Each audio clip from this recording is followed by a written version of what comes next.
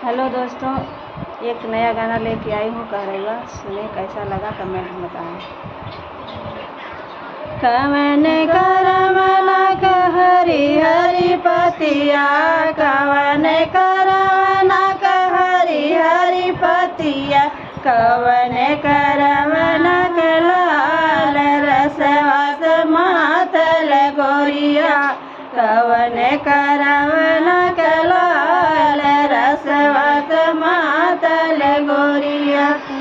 छोट के करवना हरी हरी पतिया, छोट के करवना हरी हरी पतिया, बड़ के करवना लाल रसवास मातल गोरिया, बड़ के करवना लाल रसवास मातल गोरिया।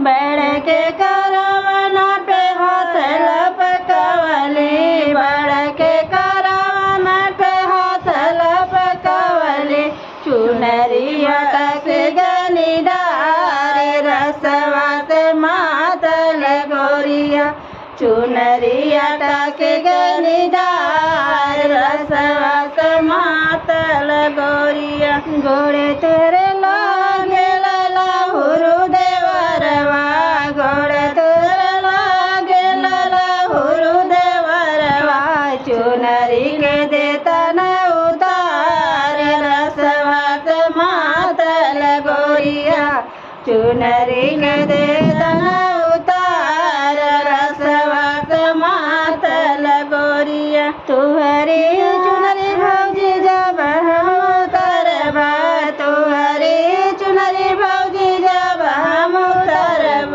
काऊ देबो हमरा के दान रसवास मातल गोरिया, काऊ देबो हमरा के दान रसवास मातल गोरिया।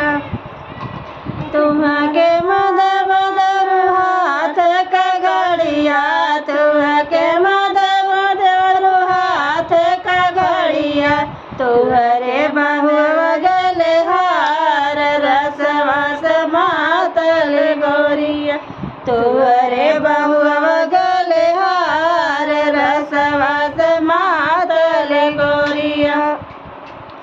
आगिया लगो भागिया से का घड़िया, आगिया लगई भागी हाथ का घड़िया, बजर करे हो गले हार रसवास मातल गोरिया, बजर पर हो गले हार रसवास मातल गोरिया। धन्यवाद।